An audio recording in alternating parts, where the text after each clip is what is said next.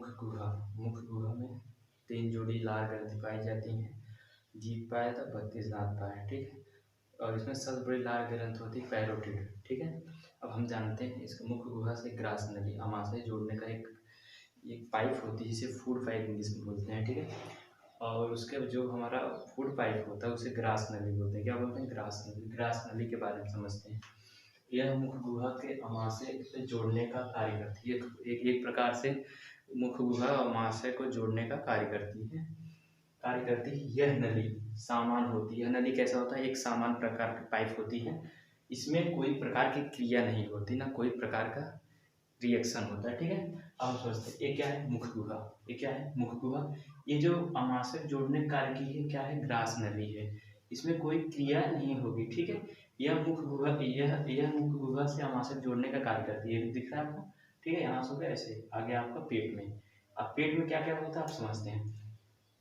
पेट का जो आगे वाला भाग होगा, जो अग्र भाग होता है, वो होता है कार्डियक। क्या होता है? कार्डियक। और उसका जो बीच का भाग उसे फंडिक बोलते हैं।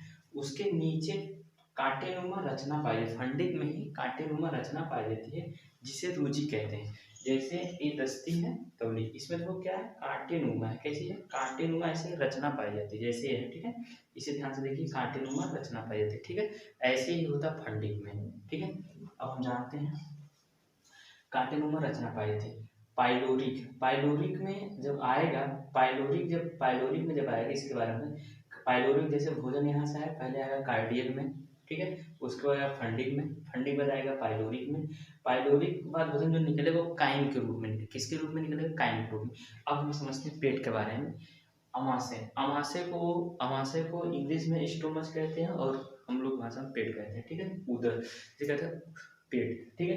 यह थैली नुमा रचना पाई, इसका कैसी रचना पाई? थैली नुमा रचना पाई जाती है। ये थैली जैसे होता है। उसमें सामान डालोगे तो बड़ा हो जाए, सामान नहीं डालोगे छोटा रहेगा, छोटे ही थाम रहेगा, चिपक जाएगा, ठीक है। थैली नुमा आकृत होती है जो भोजन को संग्रहित मतलब रोक के संग्रहित करने तथा पचाने का दोनों ही कार्य करता है। रोकने और पचाने का दोनों ही कार्य करती है। यह भोजन को 4 घंटे तक रोक कर रहती है। इसीलिए बोला जाता है भोजन करने के बाद 4 घंटे के बाद ही कुछ खाइए, ठीक है। यह 4 घंटा रोक कर रखने का कार्य करती है, ठीक है। अमाशय को 3 भागों में बांटा गया। पहला है कार्डियक, दूसरा है फंडिक, तीसरा है पाइलोरिक। अग्र भाग को कार्डियक कहते हैं और बीच वाले भाग को फंडिक और लास्ट वाले भाग को पाइलोरिक कहते हैं, ठीक है। ये हम समझ गए। अभी इसे यही फिगर के हिसाब से आप समझेंगे। ये कार्डियक जो भीतरी ग्रंथियां होती है जिसे जठर ग्रंथि कहते हैं, इस ग्रंथि को जठर ग्रंथि कहते हैं। जठर ग्रंथि के बारे में पहले हम समझते हैं कार्डियक के बारे में। पहले क्या है? कार्डियक के बारे में समझते हैं। में HCl निकलता है। क्या? HCl हाइड्रोक्लोरिक अम्ल निकलता है जो टायरिन के प्रभाव को समाप्त कर देता है और कीटाणुओं को मार देता है और यह भोजन को अम्लीय बना देता है और एंजाइम क्रिया शक्ति होती है। जैसे हम अब कार्डियम कौन सी क्रिया होता है? पहला क्या है? ये अम्लीय होता है। क्या होता है? अम्लीय होता है। टायरिन के प्रभाव को समाप्त कर देता है और HCl पहले समझिए, हम समझते हैं। कार्डियम में HCl निकलता है। HCl मतलब HCl हाइड्रोक्लोरिक अम्ल जो टायरिन प्रभाव को समाप्त करता है और जो कीटाणुओं को मार। अभी बोलोगे आप सर लाइसोजाइम क्या कर रहा है? लाइसो जो थेथर के मतलब जो थोड़ा मजबूत कीटाणु मतलब जबर कीटाणु होते हैं वो नहीं, तो HCl आकर उसे मार देता है, कीटाणुओं को मार देता है और कीटाणुओं को मार देता है। यह भोजन को अम्लीय बना देता है। यह भोजन को कैसा बना देता है? अम्लीय बना देता है, मतलब खट्टे बना देता है, अम्लीय बना देता है और एंजाइम क्रिया शक्ति बढ़ा देता है। हम कभी भोजन किए ढिकार जो आती है, जब HCl मिल जाता है, जब हमें ढिकार आती है तो मेरा थोड़ा गला वाला जलन होने लगती है, गले वाले में क्या होने लगती है? जलन होने लगती है, ठीक है। फंडिक जो है बीच का भाग होता है। फंडिक के बीच का भाग होता है जिसमें कांटेनुमा रचना पाई जाती है। इसमें क्या पाई जाती है? कांटेनुमा रचना पाई जाती है जिसे रूजी कहते हैं। जो कांटेनुमा रचना पाई जाती है पहले बताए थे, जो दस्ती दिखाया उसमें कांटेनुमा रचना पाई जाती है। यह भोजन को रोक कर रखने का कार्य करती है। जब भोजन हम नहीं किए रहते तो रूजी अपने स्थान पर खड़ा हो जाता है और हमें पेट में क्या होने लगती है? चुभन होने लगती है।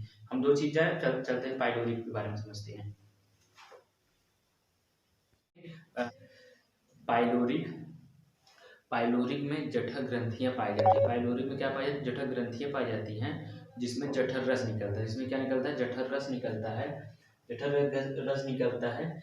जब जठर ग्रंथियां काम करना बंद कर देती है तो उस रोग को गैस्ट्रिक रोग कहते हैं। गैस्ट्रिक रोग कहते हैं, ठीक है। जब जठर रस में रेनिन तथा पेप्सिन पाया जाता है। रेनिन दूध को पचाता है, रेनिन दूध को दही में बदल देता है, अर्थात दूध को पचाता है। यह दूध में उपस्थित केसिन प्रोटीन को कैल्शियम पारा कैसिनेट में बदल देता है। और जो पेप्सिन होता है, पेप्सिन प्रोटीन को पचाता है। पेप्सिन किसे पचाता है? प्रोटीन को पचाता है। यह प्रोटीन को पेप्टोन में बदल देता है भोजन की अमाशय के बाद भोजन अंतिम आंत में जाता है, जो काइम के रूप में हो जाता है।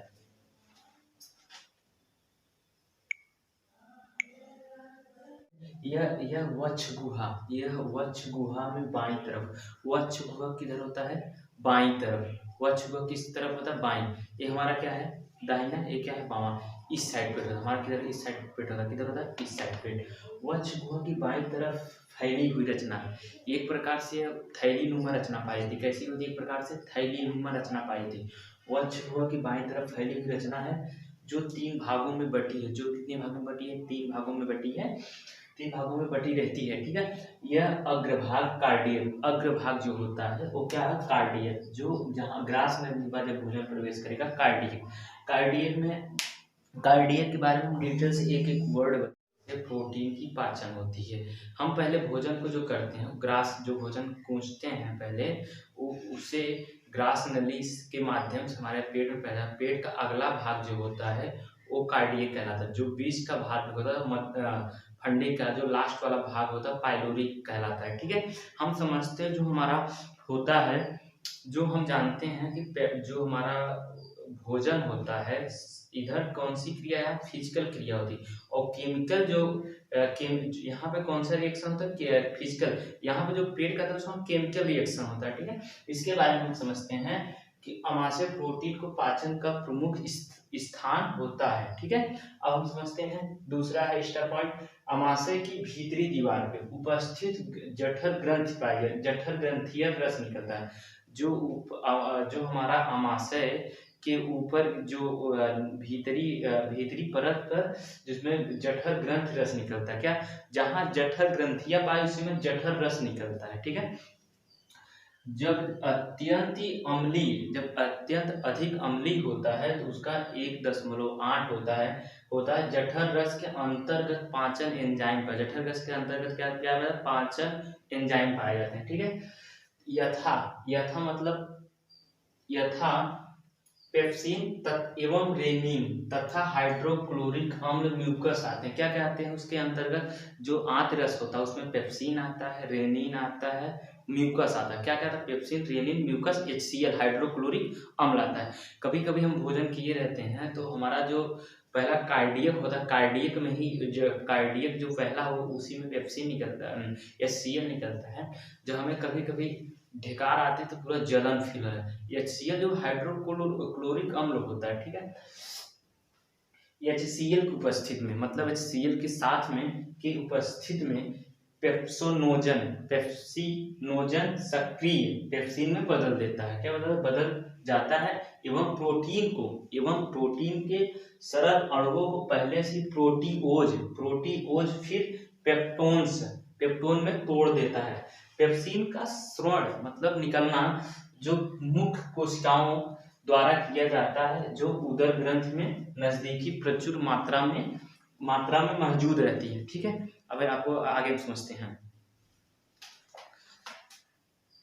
HCl की उपस्थिति में इसी प्रकार HCl की उपस्थिति में निष्क्रिय प्रोरेनिन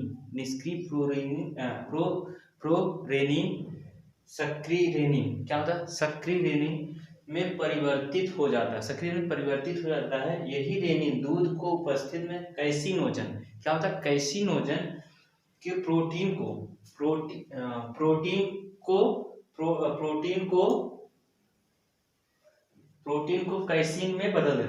को कैसिन में बदल देता है, ठीक है। अमाशय, अब दूसरा सेकेंड है अमाशय की उपस्थिति में एक अन्य एंजाइम जो गैस्ट्रिक लाइपेज वसा को पचाता है। क्या पचाता है? गैस्ट्रिक लाइपेज वसा को पचाता है। पचाने करने की इसी ट्राइग्लिसराइड में बदल देता है। ठीक है। अब हम पूछेंगे जो हमारी वसा, जो हम तेल वगैरह ऑयल खाते हैं, ये सब वसा ही वसा जो हम खाते हैं, इसे कौन तोड़ता है? Gastric lipase. एक गैस्ट्रिक लाइपेज है जो इसे वसा को